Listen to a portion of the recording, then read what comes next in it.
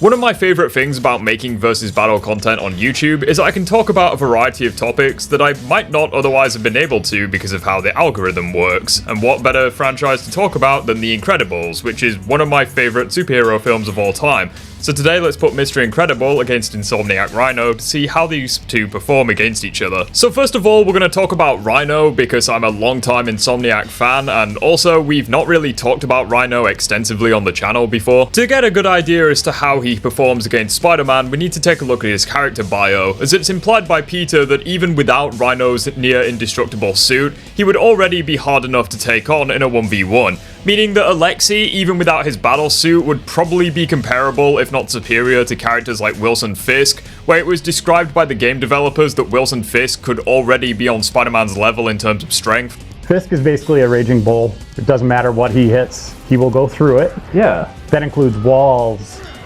ceilings, floors. I mean, this is a multi-story fight that unfolds.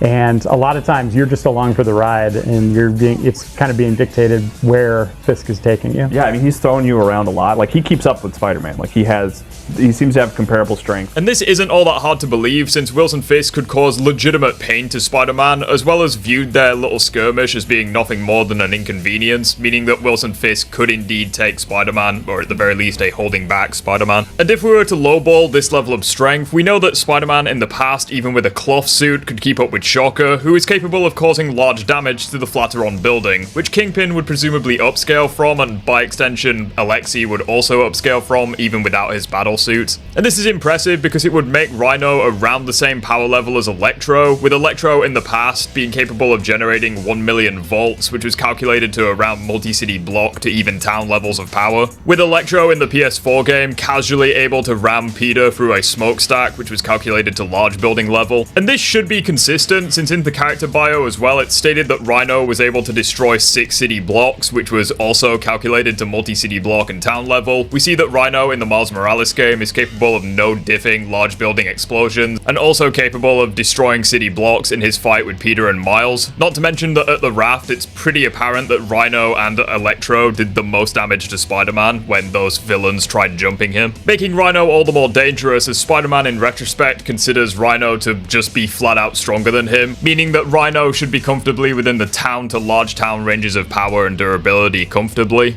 with Rhino potentially being in the city ranges of AP and durability due to him scaling to a very weak Miles Morales, who was able to ragdoll Rhino like it's nothing. And we see Miles' feat at the end of the game where he's capable of enduring the Roxxon reactor. And keep in mind, I don't think that this would upscale Rhino to the up-end calcs for that feat, that being the large island ranges, considering Miles had literally just developed his powers. However, it would add on to the consistency of town level for Rhino, and it would potentially even bump him up to city level. Especially in the Miles Morales game, with the element of surprise, Rhino was able to just knock out Miles almost effortlessly. So yeah, it's pretty clear he would scale to Miles. In terms of combat speed, the games make it abundantly clear that Rhino is slower than Spider-Man. However, he is still capable of keeping up with Peter, as we see in the Miles Morales game when Peter was at full strength. And Peter with broken bones in the PS4 game is capable of reacting to Electro's blasts, which it's implied at that time that Max was as close to pure energy as possible, meaning that he would be firing bolts of electricity which would be traveling at 90% of the speed of light, with Peter also able to sort of keep up with Doc Ock's arms, with Otto's arms being capable of reacting to speeds at under 1 nanosecond.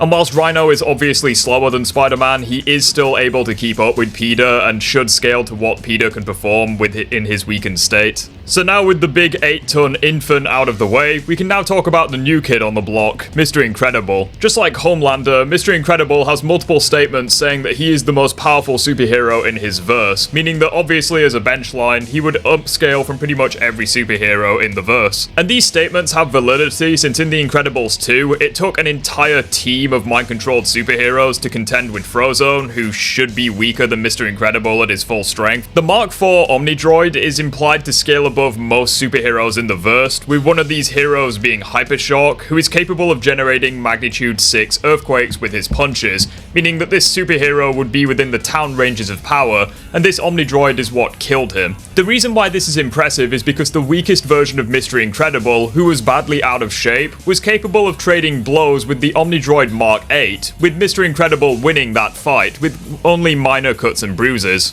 And to get an idea as to how much more powerful each upgraded version of the Omnidroid gets, we can take a look at the Mark 9 and the Mark 10, with the Mark 9 able to effortlessly humiliate Mr. Incredible, who was closer to his prime in strength due to weeks of working out, yet the Omnidroid Mark 9 would have killed him there and then if Syndrome hadn't intervened, meaning that he should be significantly above the Mark 8, which Mr. Incredible fought before and actually won. The official requirements, according to the Versus Battle wiki, for a character to one-shot an other would require a power multiplier of around 8 times the character that you are fighting. Give or take, it could be higher or lower depending on context, meaning that if we're to be absurdly conservative and say that each Omnidroid is around 5 times more powerful than the other, when factoring in the 5 times amplifier on top of the Mark 5, 6, 7, and 8 respectively, we can determine that the Mark 8 Omnidroid would be capable of trading blows with superheroes who could exert 46 megatons worth of energy, all city level, and Mr. Incredible was able to beat that in a weakened state. And this shouldn't be too hard to believe given what Syndrome says in this scene. Say that 10 times fast. You know, I went through quite a few supers to get it worthy to fight you, but man, it wasn't good enough! After you trashed the last one, I had to make some major modifications. Sure, it was difficult, but you are worth it. And if we're to factor in this 5 times multiplier onto the Mark 9 and Mark 10 Omnidroids respectively, it would mean that Mr. Incredible is capable of trading blows with characters who are between the city to even mountain ranges of power.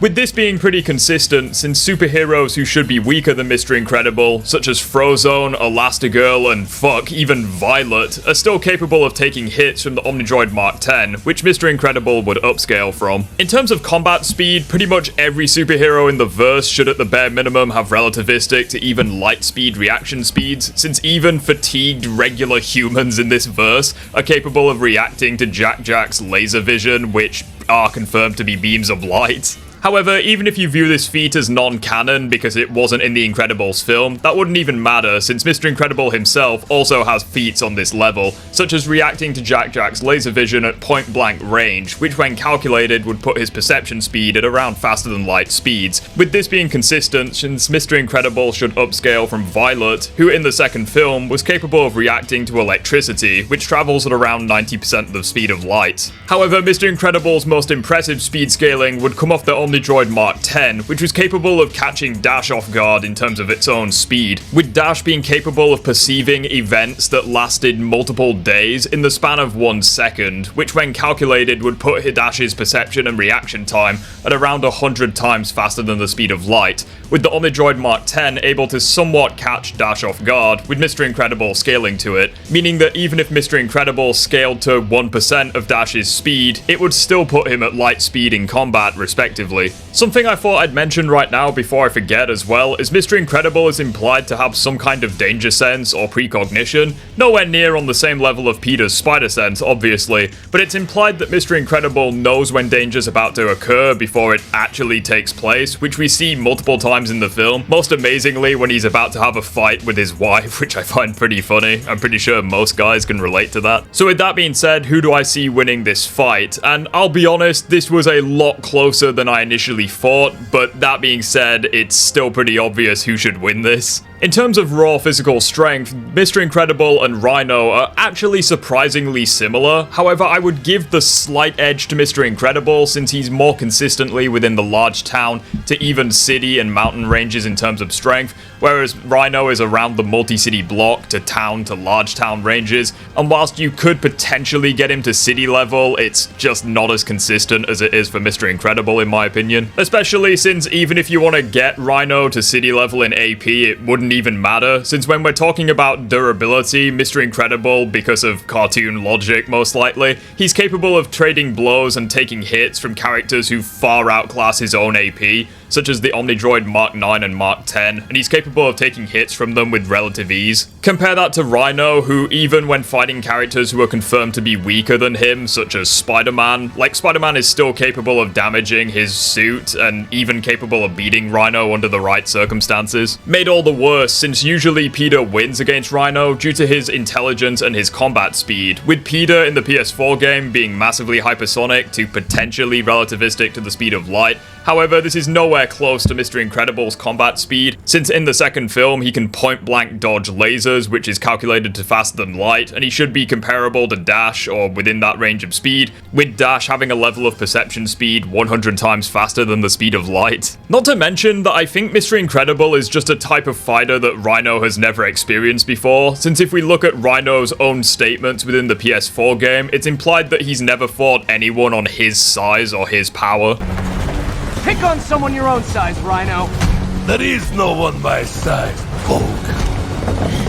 And what we can interpret from this scene is that whilst yes, Spider-Man is within the ranges of power to give Rhino a good fight, it's more so due to how Peter fights. He usually beats Rhino by abusing his sheer speed and intelligence. However, Mr. Incredible isn't going to do that, as whilst yes, he should be effortlessly capable of blitzing Rhino, even if you want to make the argument that Rhino is able to keep up with Mr. Incredible's speed, Bob is not going to try outmaneuver Rhino. He's going to plant himself like a tree and just go blow for blow with the Russian, something which I think Rhino just has no counter for. Meaning, at the end of the day, I see Mr. Incredible honestly no diffing Rhino, since anything Rhino can do, Mr. Incredible basically can do better, and the speed gap is nowhere near a tie. Not to mention, he has decades worth of superhero experience under his belt, so yeah, I see Mr. Incredible winning this without much issue. But what do you guys think? Do you think I overhyped Mr. Incredible or lowballed Rhino? Or was this outcome about what you expected? Let me know down in the comments section, and feel free to subscribe to the channel and join the Discord server where we talk about your favorite superheroes.